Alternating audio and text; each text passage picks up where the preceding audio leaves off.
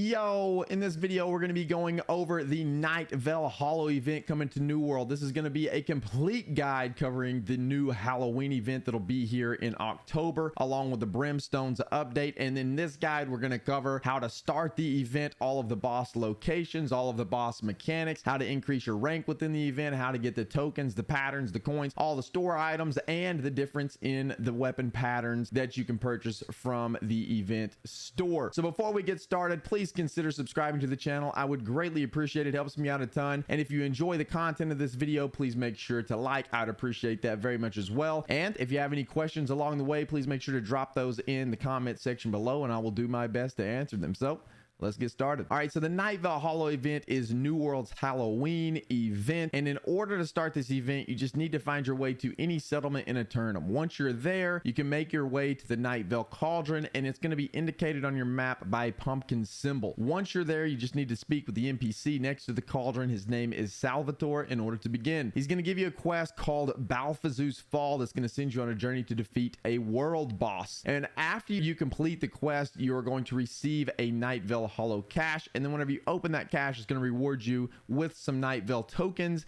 and a green weapon pattern. So how in the world do you find Balthazar to kill him? Well, he spawns in 6 different locations. He spawns in Ebonscale Reach, Brightwood, Great Cleave, Weaver's Fen, Eden Grove, and Morningdale. And if you want to find those locations, you can of course come over here to newworldmap.com. We have them all over there. That's what we're looking at here. So once you find the boss, you're going to encounter a very large world boss that has over 23 million health. So it's going to be recommended that you take a large group to kill this guy, at least 10 people or more. And the boss has a lot of damage mitigation. So this makes your standard attacks pretty weak against him, but the boss does have a stamina bar. And once that stamina bar is broken, your standard attacks are now going to deal significantly more damage. So to break the stamina bar of the boss, you're going to want to kill these small pumpkin creatures that are crawling around. And once you kill them, they'll leave a pumpkin head on the ground. You need to pick up that pumpkin head and then throw it at the boss. This is going to deal damage and it's going to deal stamina damage to the boss. So once you break that stamina bar, the boss is then going to fall into an exhaustive like state. And it is this point in time that you want to pump out as much DPS as possible, because this is your window to deal a lot of damage to the boss. So there's also some additional mechanics and adds that you need to be aware of. So as you're fighting through this fight, the boss is going to spawn all these adds into the fight. So one of those is going to be called the Gourd Spewer. So whenever you kill this Gourd Spewer mob, it's going to drop a healing circle on the ground, and standing in that circle is going to remove any debuff applied to you from the boss, and you're going to receive some healing from that circle. I believe it's 5% of your max health every 2 seconds. There's another mob called the Calabasher that he's going to spawn in, and it does a very similar thing. It's going to drop a healing circle on the ground, only it's a little bit more potent than the Gourd Spewer's healing circle. So there's also a few mechanics to be aware of in this fight as well. There's one called, I like to call it Vine Reach. It's where he reaches out with his arms, if you want to call them arms. He reaches out there and he attacks you from range, and it just deals damage whenever it hits you. This just happens all throughout the fight. It's basically kind of his standard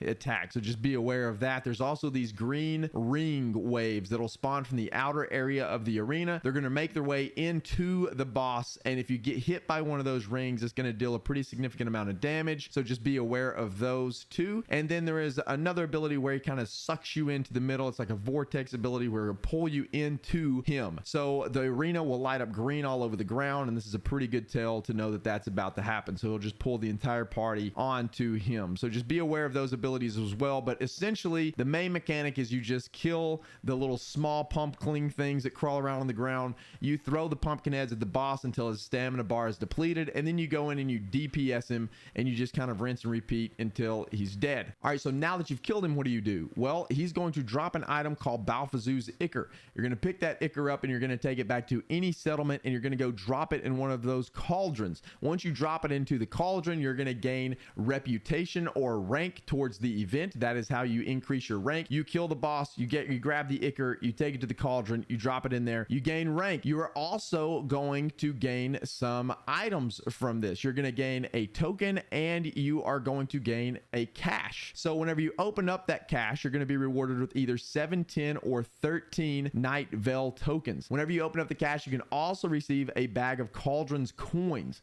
that's going to contain anywhere from 1 coin to 200 coins depending on your level. So you can only receive the bag of coins 3 times per day. So if you are level 1 through 9, you will receive 1 to 5 coin, level 10 to 19, 5 to 15 coin, 20 to 29, 10 to 30 coin, 30 to 39, 20 to 50 coin, 40 to 49, 30 to 75 coin, 50 to 59, 40 to 150 coin, and then to level 60 you will receive 50 to 200 coin. You can do that 3 times a day, but you can kill Balfazoo as many times as you want in a day to receive the Ichor to continue to gain tokens. So that is how you gain tokens. That's how you gain reputation for the event as well. And unlike the other events in New World or that New World has had in the past, the Halloween event only has 2 ranks. So the Fledgling rank and the Nightveil Sentinel rank. So it's fairly easy to rank up and gain access to the full store. So once you have access to the store, what's in there? So once you've accumulated enough Nightveil tokens, you can use those tokens to purchase items from Salvatore. And the items consist of weapons and shield patterns in the Fledgling rank, and then skins, emotes, house decorations, and gear score 600 weapon and shield patterns in the Nightveil Sentinel rank.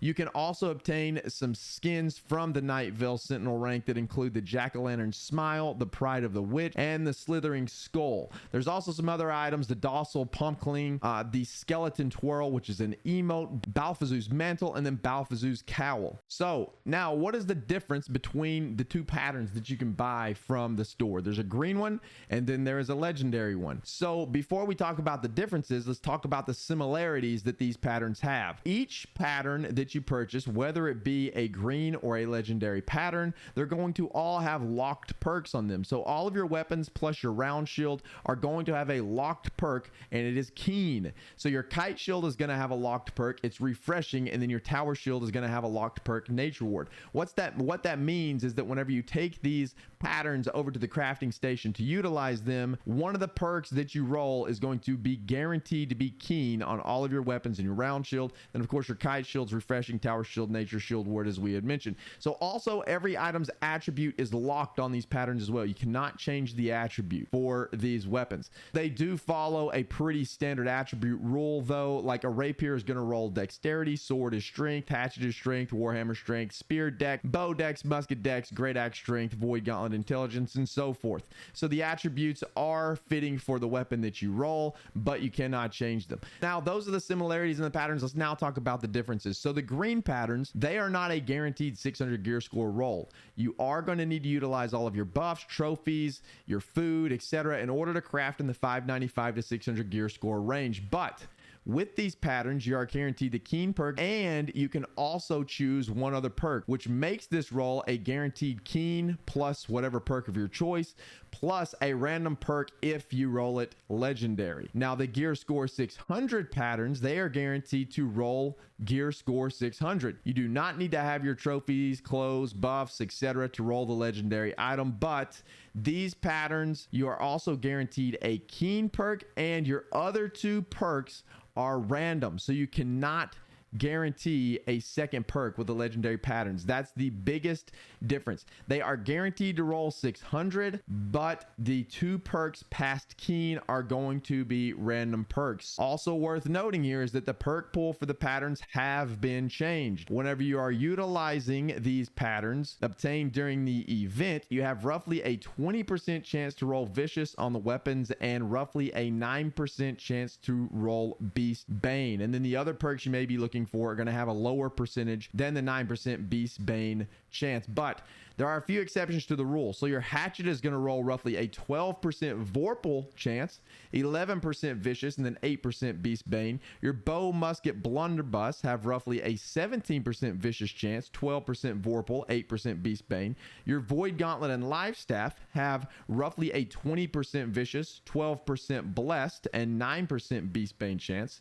Your round shield has roughly a 20% vicious, 13% beast ward, 13% sure footing, 13% sturdy chance. Your kite shield is roughly 16% beast ward, 16% sure footing, and then 16% sturdy. Then your tower shield is roughly 14% beast ward, 14% sturdy energy, 14% sure footing, and 14% sturdy. So those are the exceptions to the rule, but just note that you are going to be guaranteed keen on most of these weapon perks. Then you have a very high chance to roll roll vicious, and then you have the next highest chance on most of these items is Beast Bane. That's not to say you couldn't get lucky and roll something else, but that's kind of how the perk pools work. So if you are going to buy one of these patterns, I personally would suggest that you buy the green patterns, because you can get at least a guaranteed 2 perk item that you want. So the 2 perks that you're going to want to have, you can get them guaranteed. Then your last perk is going to be a random roll, so you have a much better chance of getting